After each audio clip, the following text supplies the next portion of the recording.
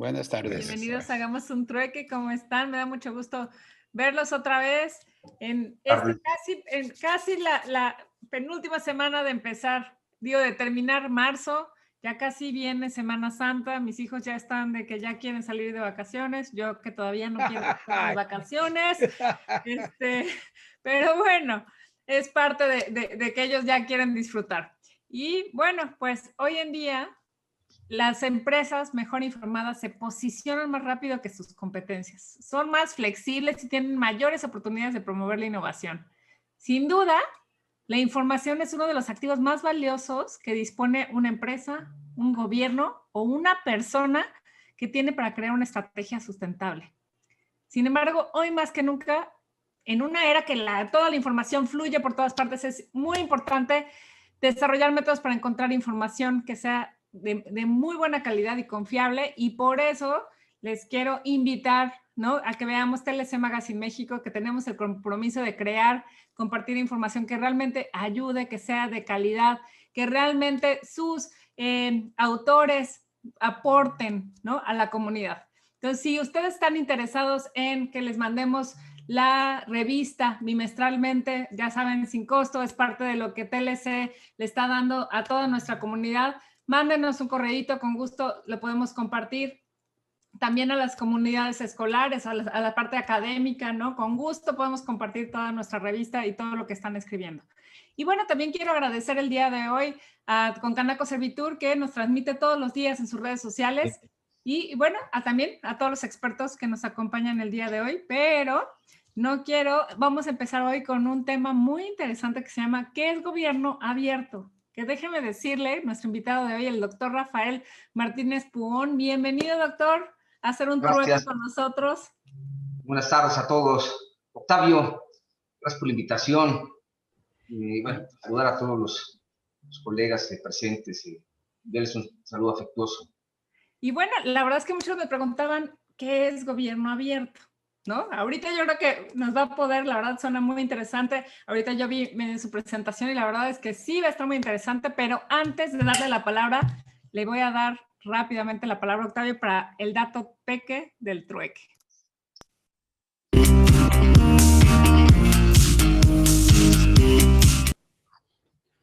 Gracias, Daniela. Pues el dato peque del trueque de hoy. El reporte anual de operaciones de comercio exterior, recuerden que deberán de presentarlo a tiempo.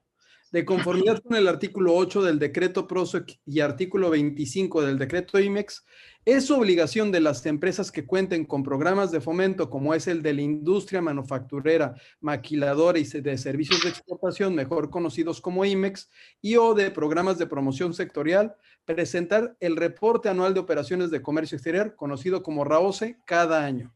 Esto con el objetivo de que puedan mantener los beneficios que dichos programas les otorgan. Este reporte lo podrán presentar desde el 1 de abril del 2021 a través de la ventanilla única de comercio exterior, que no es gobierno abierto. Ahorita le vamos a preguntar al doctor Rafael, pero luego lo confunden, considerando las siguientes fechas. Primero, las empresas que cuenten con PROSEC lo podrán presentar a partir de abril, a más tardar el último día hábil de abril, es decir, el viernes 30. Las empresas que cuenten con PROSEC e IMEX también lo tendrán que presentar a más tardar el último día hábil de abril, que es el viernes 30. Pero fíjense, las empresas IMEX lo van a poder presentar, si no tienen PROSEC, lo van a poder presentar a partir del primer día hábil de mayo hasta el último día hábil de ese mes, que es el lunes 31.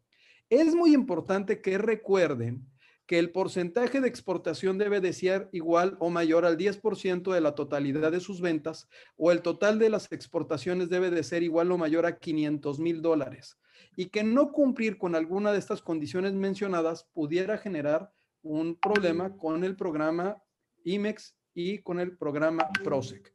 Pero también recuerden que recientemente la Secretaría de Economía, a través del oficio número 414-2021.372, estableció una extensión para el cumplimiento mínimo de los montos de exportación que señalan los decretos.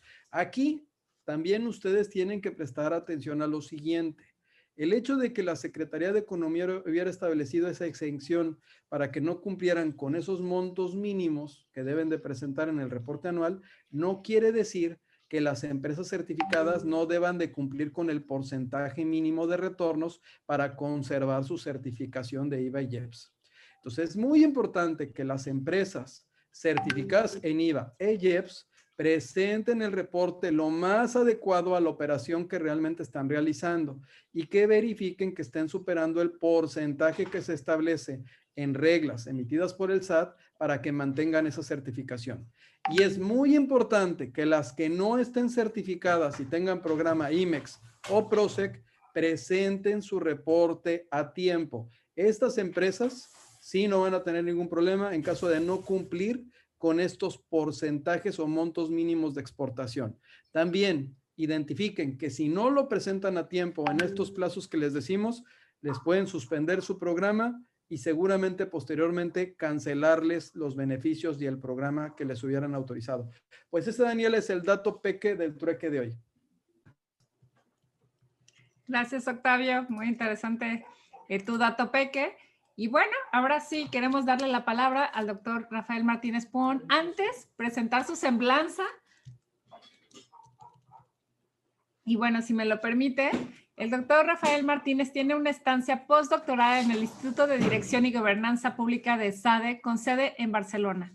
Cuenta con el programa interamericano avanzado en innovación política y gerencia por el McCurt School of Public Policy de la Universidad de Georgetown, con sede en Washington, D.C. Es doctor en Gobierno y Administración Pública por el Instituto Universitario Ortega y Gasset, adscrito a la Universidad Complutense de Madrid. Es miembro del Sistema Nacional de Investigadores Nivel 2, distinción que otorga el Consejo Nacional de Ciencia y Tecnología, CONACYT, y miembro de la Academia Mexicana de Ciencias 2019. Es autor de varios libros en los que destacan libro Gobierno Abierto para la Consolidación Democrática, publicado por la editorial Tirán Leblanc en México 2016, de la transparencia, hacia un gobierno abierto, publicado por Tirán Leblanc en 2017, y su más reciente libro se llama La profesionalización de la función electoral, también por Tirán Leblanc en 2019. Ha escrito más de 50 artículos en revistas especializadas, tanto nacionales como internacionales, sobre temas de servicio profesional de carrera, gestión y administración pública, y la mayoría de ellas arbitradas. Es director de la revista Buen Gobierno. Tiene más de 27 años en el servicio público y 15 de ellos dedicado a la profesionalización de servicios públicos. Es miembro fundador del Consejo Consultivo del Instituto Nacional de Transparencia y Acceso a la Información y Protección de Datos, INAI. Actualmente es el director de la Escuela Nacional de Profesionalización Gubernamental del Instituto Nacional de Administración Pública. Doctor, pues muchas gracias. De hecho, cortamos su semblanza porque si no nos íbamos a llevar todo el programa, pero es un honor tenerlo aquí. Bienvenido a hacer un trueque con nosotros. No, muchas gracias a todos ustedes. Saludarlos afectuosamente, decir que estoy muy contento y felicitarlos por estas largas jornadas que han estado dándose a lo largo de todo este mes, en la que noto que ha habido gente de primerísimo nivel y espero estar a la altura, porque han dejado el listón muy alto de las exposiciones que han hecho. Y particularmente le quiero dar las gracias al presidente de la World Compliance Association, al doctor Octavio Latorre, por la invitación que me ha hecho, bueno, a su vicepresidenta, Alejandra Rubio, en especial a la secretaria general, a Mónica Ortega, que pensó que pudiera ser útil mi participación hoy día en esta tarde.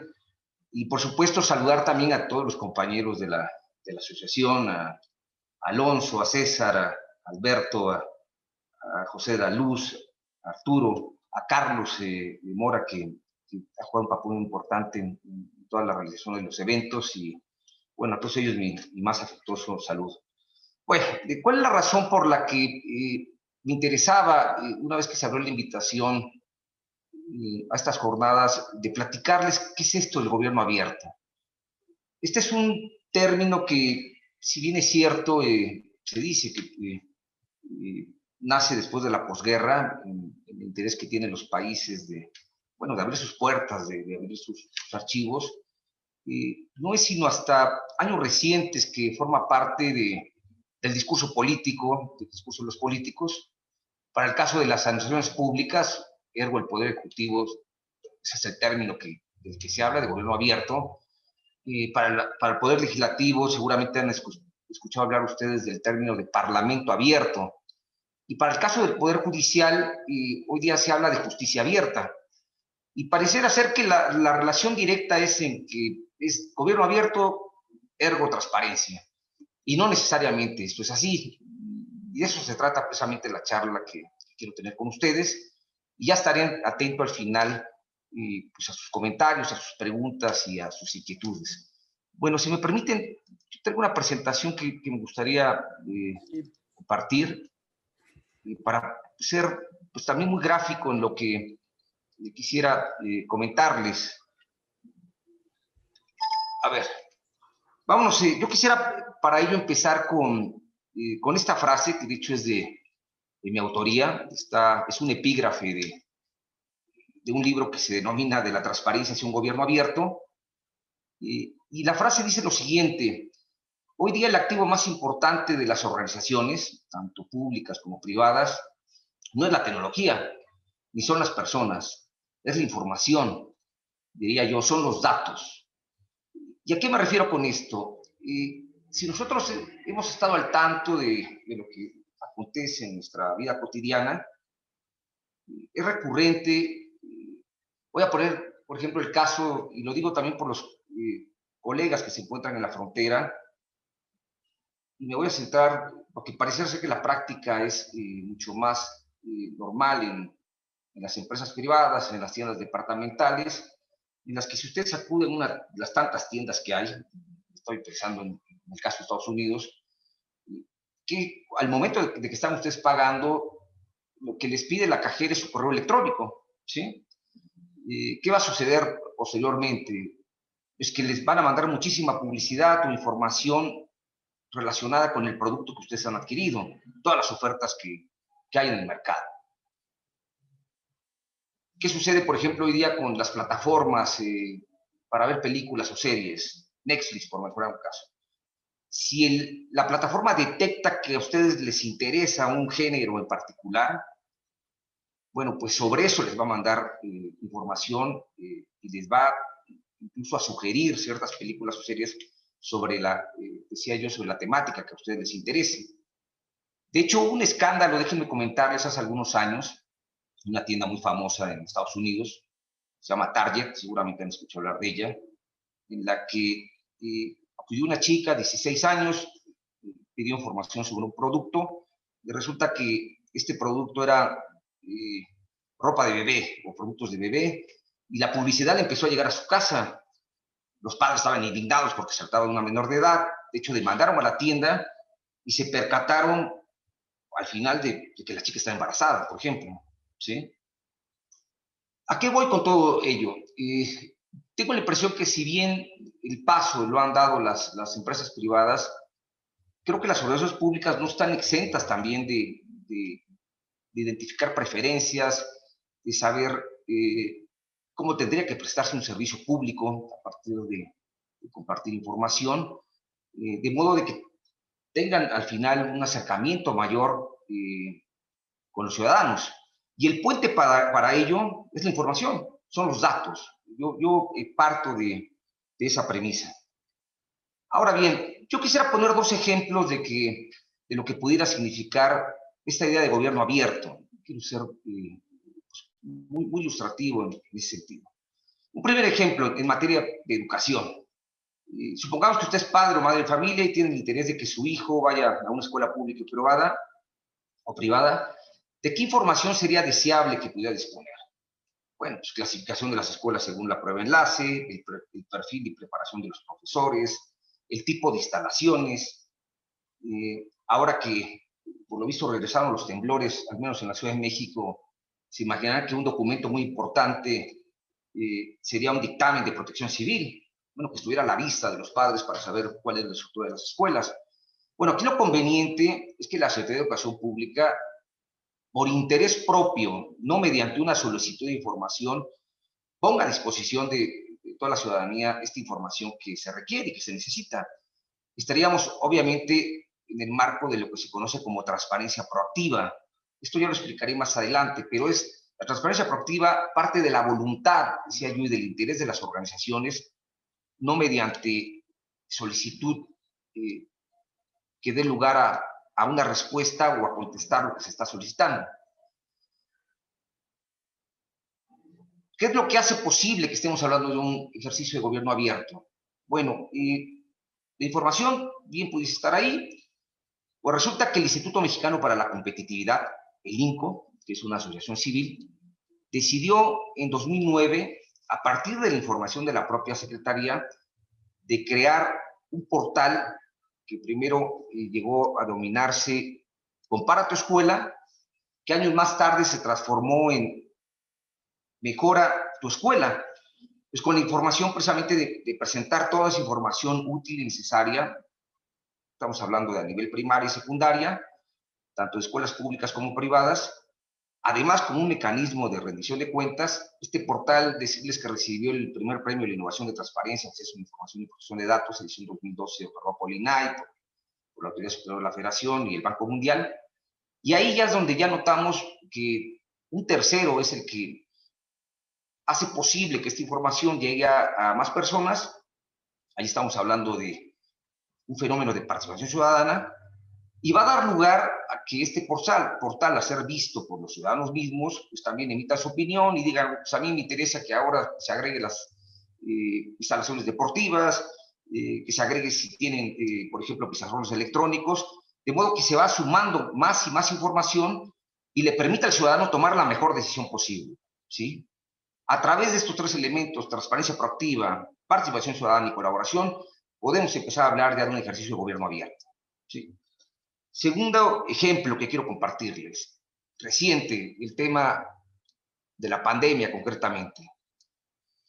¿Qué es lo que ha acontecido sobre este asunto? Bueno, pues voy a centrarme al caso de la Ciudad de México, aunque bien lo podríamos extrapolar también al caso del gobierno federal. Pero aquí lo que ha acontecido es de que a través de la página web, por ejemplo, hospitales COVID-19, Ciudad de México.gov.mx, y la APP Ciudad de México, pues se puede consultar la disponibilidad de los 54 hospitales públicos que se encuentran en la zona metropolitana, 39 en la Ciudad de México y el resto en el Estado de México y zonas aledañas, pues para atender pacientes con síntomas graves de COVID. Aquí lo que se decide es, en efecto, poner esta información al público, nuevamente en un ejercicio de transparencia proactiva. Pero aquí viene la parte interesante. ¿Quiénes desarrollaron tal aplicación? Bueno, pues aparecen tres instancias privadas, el Banco Santander y el BBV de México, con soporte de Telcel, para que ellos prácticamente diseñaron y financiaron la aplicación que se le otorga al gobierno de la Ciudad de México, para que ahí, en efecto, pueda haber información a la población sobre la pandemia, realizar autodiagnósticos de COVID-19, ayudar a prevenir contagios y evitar la saturación de hospitales.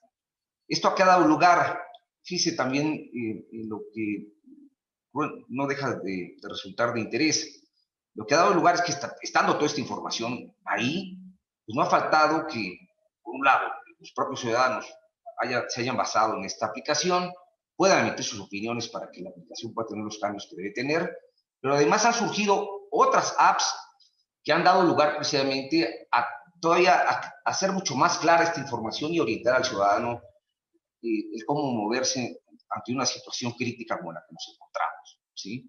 Volvemos a encontrar aquí un ejercicio en la que se juntan tres elementos: transparencia proactiva, participación ciudadana y colaboración. A veces no necesariamente tienen que ir en el mismo orden, pero importante de que se puedan conjugar para poder lograr y conseguir ejercicios de esta naturaleza. De modo de que, ¿qué es el gobierno abierto? Para tratar de partir de un concepto, espero que sea lo más sencillo y lo más comprensible, pues es la capacidad que tienen los gobiernos de poner a disposición de la ciudadanía información, en una idea socialmente útil, con el propósito de que ésta la reutilice. Ahí está el verbo clave, la reutilización de la información para la mejora en la toma de decisiones, y tiene como variable adicional, decía yo, la participación ciudadana la colaboración o co-creación por parte de la ciudad misma. Si no se dan estos tres componentes, difícilmente podemos hablar de gobierno abierto.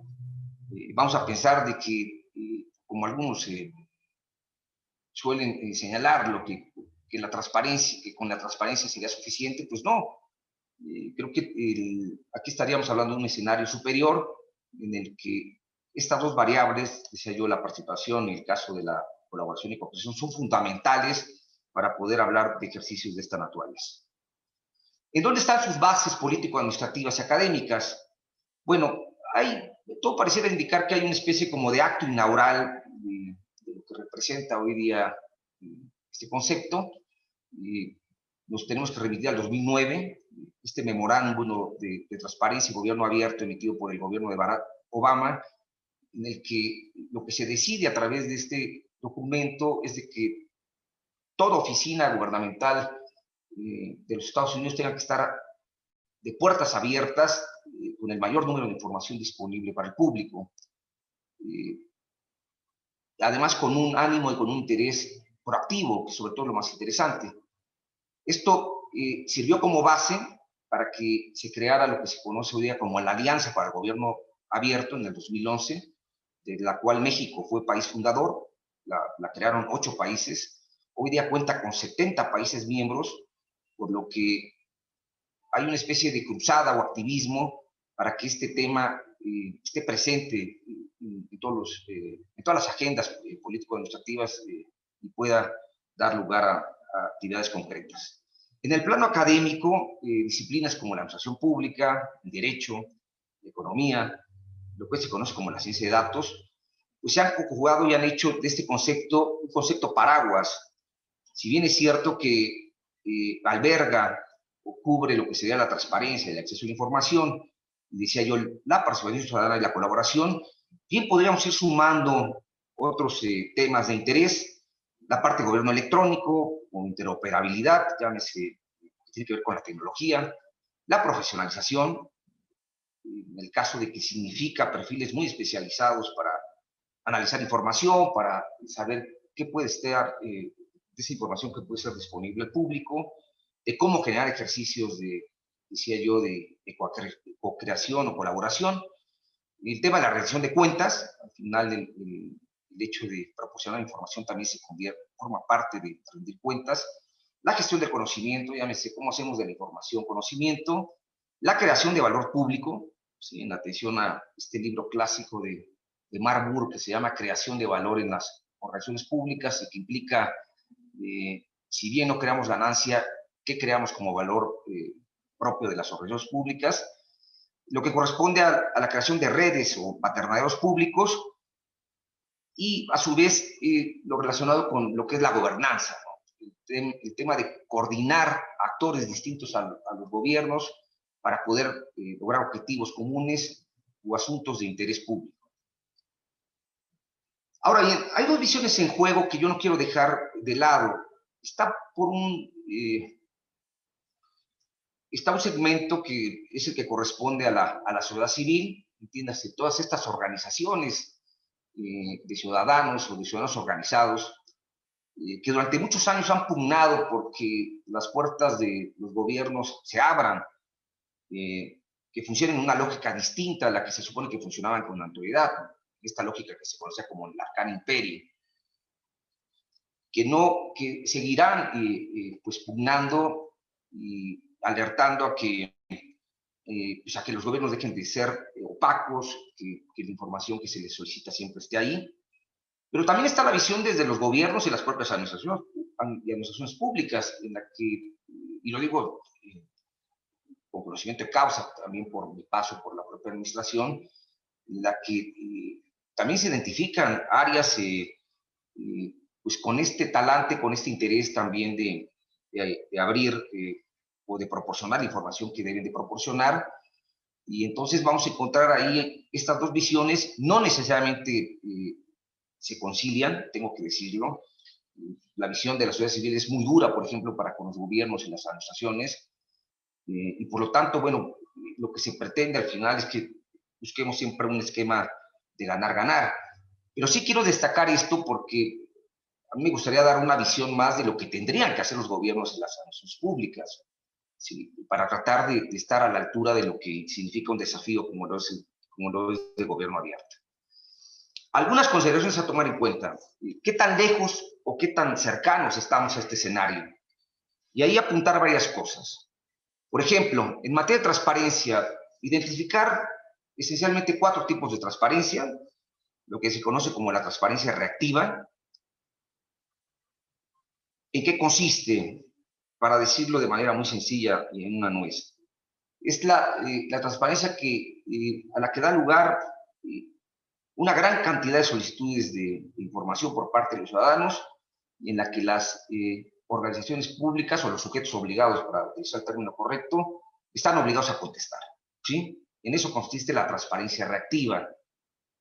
La transparencia activa, esta está relacionada con las obligaciones por ley que tienen las dependencias, entidades, o digamos todos los sujetos obligados de los 3 órdenes de gobierno, a poner entre algunos de los mecanismos en sus portales información a la que están obligados a poner por ley, llámese manuales, normas, tabuladores, contratos, y que del rigor tienen que estar ahí. Eso se conoce como transparencia activa. Si ustedes se dan cuenta, me voy a adelantar a decirlo, son, digamos, los 2 mecanismos o los 2 tipos de transparencias que de manera mucho más recurrente se utilizan. Aparece una tercera que se conoce como transparencia focalizada, en la que ahí sí, no por obligación ni por reacción, vamos a decirlo de esta manera, los gobiernos y las propias administraciones deciden agregar información que ellos consideran que puede ser útil a los ciudadanos. Déjenme utilizar este término, significa como aderezar cierta información. Ahora que estamos en época de presentación de declaraciones, por poner un ejemplo, el SAT no es suficiente con decir en sus portales fechas para establecer tales declaraciones. Bueno, suele agregar guías adicionales o elementos que pueden resultar más amigables para que el ciudadano o la empresa pues, haga esta declaración lo más sencilla posible. No estaría obligado a ello, sino, sin embargo, lo hacen para precisamente facilitarle el camino a los contribuyentes.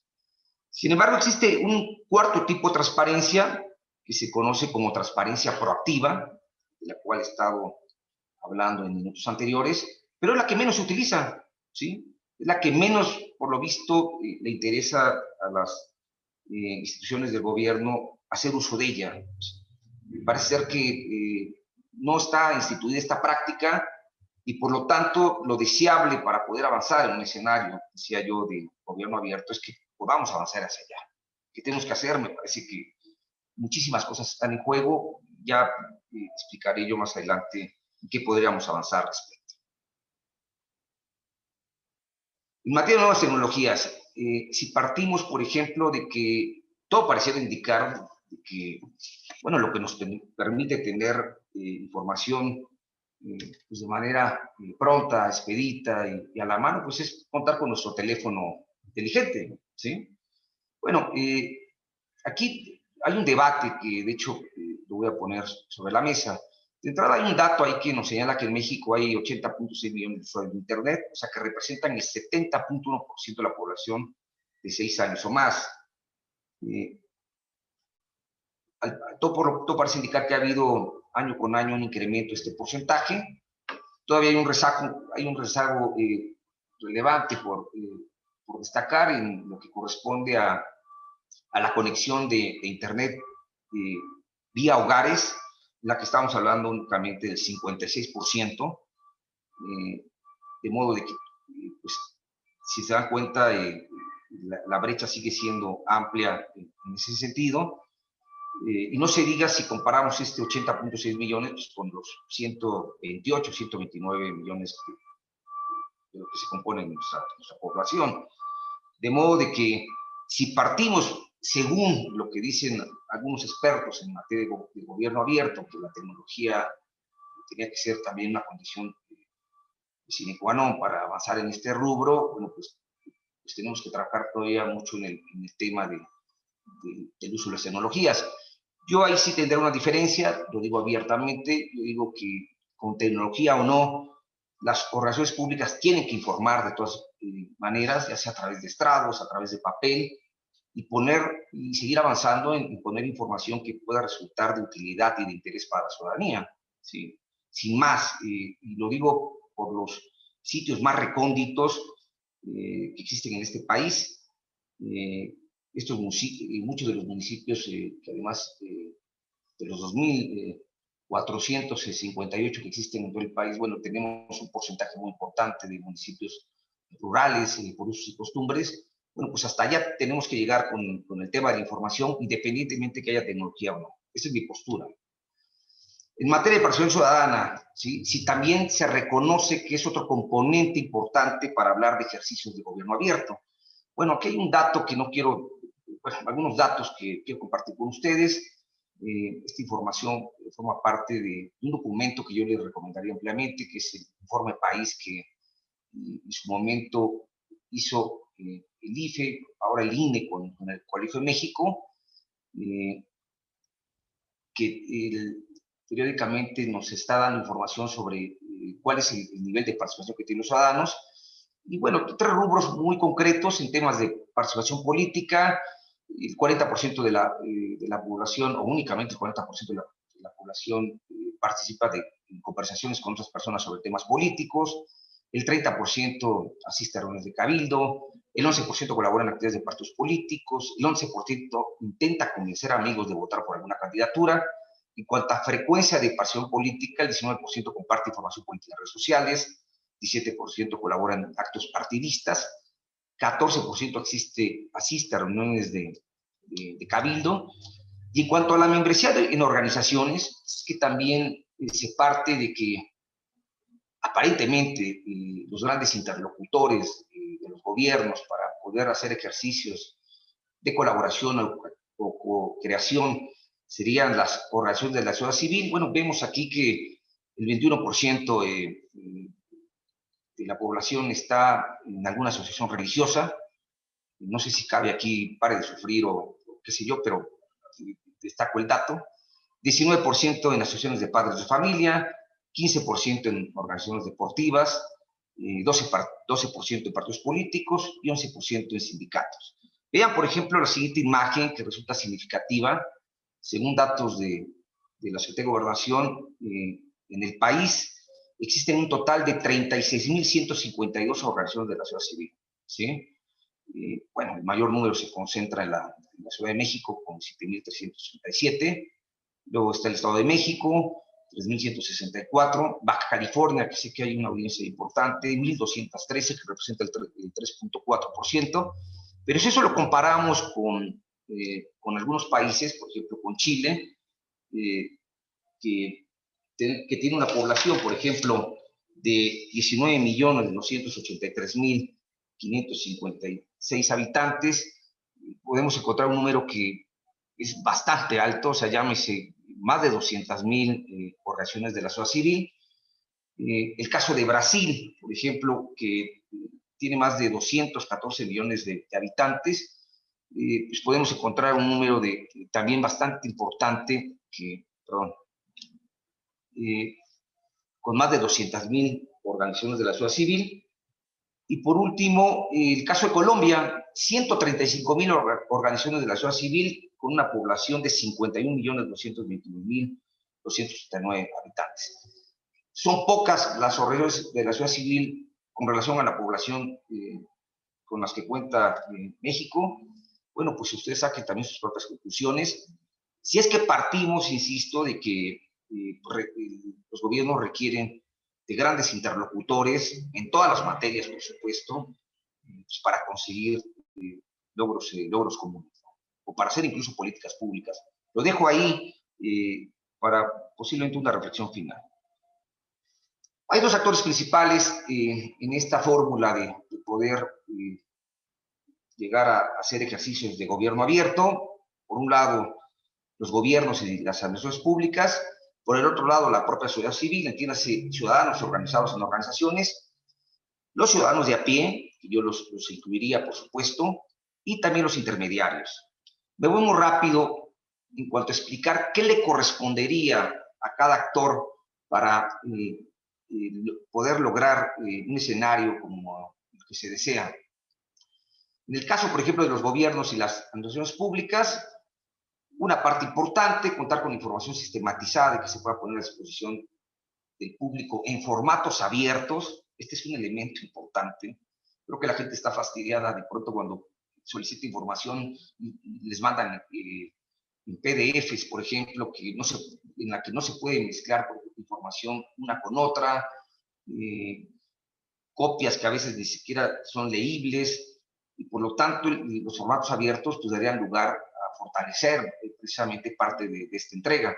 Construir información donde no la hay, por experiencia profesional, se identifica, o me ha tocado identificar incluso instituciones en las que hay periodos de gobierno en los que se extravió la información, no se sabe nunca por qué, y bueno, que ahora sea un delito el desaparecer, que si desaparece haya una responsabilidad, pero es parte del trabajo que se tiene que hacer de forma retrospectiva.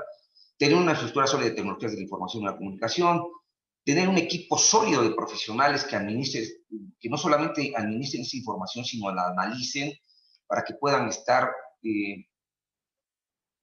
pues precisamente en la disposición de ponerla al público, pensando que esta información puede ser útil, hacer transparentes y rendir cuentas, contar con normatividad suficiente, en este caso para lo que ya sería la apertura, bueno, que dé lugar a la apertura de información, y que se incluya, por ejemplo, un catálogo de información pública reutilizable. Déjenme comentarles que el INAI en el 2016 emitió unos lineamientos para que todas las dependencias y entidades, o que sean los sujetos obligados, trabajen lo que se puede denominar, trabajen con información que se puede denominar como socialmente útil, y por lo tanto se ha dado un paso al respecto. Consolidación, por ejemplo, de la administración en red y proyectos de Open Data, todo lo que es movilidad en teléfonos inteligentes. De hecho, muchas de las aplicaciones que están hoy día pues, se pueden ver a través de estos dispositivos, tanto para la ciudadanía como para la propia administración. Escucha activa, que es en los ciudadanos en Internet. Canal de quejas y denuncias, que hoy día se denomina como 2.0. Redes sociales con canal de reclamación y opinión, y nuevas estrategias de servicios públicos digitales. Creo que por ahí es donde se tiene que avanzar para efectos de poner a disposición del público información importante. ¿Qué le corresponde hacer a la ciudadanía? Pues aquí me parece que hay varios elementos también a tomar en cuenta. Pasar de la crítica per se a implicarse en el diseño de políticas públicas y servicios públicos. Yo sé que no estamos hablando de los ciudadanos en general, pero sí hay segmentos muy particulares que nos pueden ayudar en ello. A pasar a ser dependientes de las acciones de los gobiernos, a ser autogestores. Yo creo que ese es un paso cualitativo relevante, obviamente a partir de contar con información útil, necesaria, a contribuir a la construcción de una cultura de la colaboración, de la transparencia, de la cooperación, y que a través, bueno, pues de la información pues se evalúe y se genere un cambio, ¿no? Y por último, pues a generar valor público, que creo que eso sería más que relevante. Posibles intermediarios, bueno, mencionaba yo al inicio de la charla, pues, bancos, por ejemplo, decía yo Santander, mencionaba el caso del BBV, el caso de Telcel. Bueno, pues aquí tendremos que hablar también de las universidades, de sus facultades, en la que los gobiernos incluso les soliciten tecnología para poder crear pues una serie de aplicaciones que puedan ser necesarias y útiles, y que den la posibilidad pues, de tener en un simple teléfono pues, mucha información que nos pueda ser bueno, de utilidad y que nos permita tomar mejores decisiones. Yo creo que por ahí es donde tenemos que avanzar. ¿Cuáles son los beneficios de un paradigma de gobierno abierto? Pues entre algunas cosas que yo destacaría es un gobierno que no solamente brinda información, sino también el cómo utilizarla. Creo que ese sentido pedagógico no está presente todavía en los servicios públicos. Creo que me parece que hay que orientar mucha de su actuación hacia allá.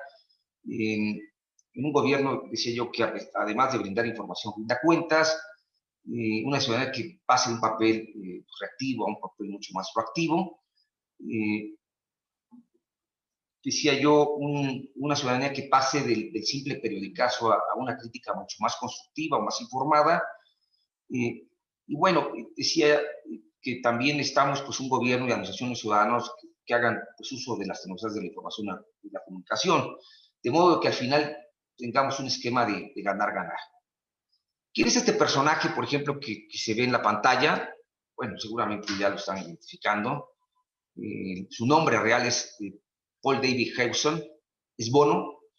Y si se dan cuenta, no estamos hablando de una revista de sociales, no es People ni el Hola, sino estamos hablando de la revista de tecnología del Tecnológico de Massachusetts. ¿Y qué nos dice Bono? Fíjense lo que señala: Big Data, Big Science Politics. Bueno, los datos al final son parte del salvamento, de la salvación de la política. Yo creo en ello, yo soy convencido en ello. A mayor información que el ciudadano yo puede reventar, yo creo, mejor su vida, y eso va a depender mucho de lo que los gobiernos hagan, se propongan. Finalizo con estas conclusiones. Creo que el gobierno abierto va más allá de fortalecer las estructuras, los archivos de los propios gobiernos. Creo que el objetivo más importante es empoderar al ciudadano en cuanto a que cuente con mejor información y que esa información la pueda utilizar para mejorar su vida propia. Señalar, y voy a ser muy cuidadoso en lo que voy a comentar, que los esfuerzos en materia ya no son suficientes. Creo que tenemos que buscar una mejor relación entre gobiernos y ciudadanos para precisamente generar ejercicios de colaboración y cooperación. Señalar también que el esquema de gobierno abierto no tiene que agotarse exclusivamente entre gobierno y sociedad civil. Digamos, estos ciudadanos que forman parte de un grupo de notables porque se encuentran organizados. Bueno, importante que esta interlocución se dé, pero tiene que ir más allá de ello, tiene que incluir a la ciudadanía, al ciudadano de a pie. El ciudadano tiene que también ser beneficiado de todo lo que los gobiernos pongan a su disposición. Y finalmente, yo sí estoy convencido que el gobierno abierto tiene que ser un mecanismo que fortalezca la democracia. Me parece que en esta apertura, en este interés, en esta democratización de la información, creo que tiene que ser un elemento que coadyuve a ello. Bueno, de mi parte, pues creo que estoy concluyendo el tiempo. Dar las gracias a todos por su atención. Y bueno, yo estaré atento ahí si hay alguna pregunta o alguna inquietud al respecto. Muchísimas gracias y reitero mi agradecimiento a los anfitriones de este evento. Octavio, nuevamente muchas gracias y estoy a sus órdenes. Buena tarde. Ya saben, el enanito de internet aquí nos toca a veces cuando compartimos oficina, pero bueno, con mucho, la verdad es que es muy emotivo cuando se encuentran dos amigos, ¿no? En esta charla, cuando escuchamos gran calidad de la exposición, cuando hay unas palabras también de su maestro. Esa es la intención que tenemos de crear una comunidad, una familia. Y bueno, pues no me queda más que darle este reconocimiento virtual con mucho cariño, darle la bienvenida a esta familia por haber estado con nosotros y también invitarlo a este festejo de un año en el que TLC Magazine México llegamos un trueque. Otorga el presente reconocimiento al doctor Rafael Martínez Puón por hacer un trueque en la plática virtual con el tema ¿Qué es el gobierno abierto? El día 23 de marzo del 2021. Muchísimas gracias, en verdad, por su plática y por estar con nosotros.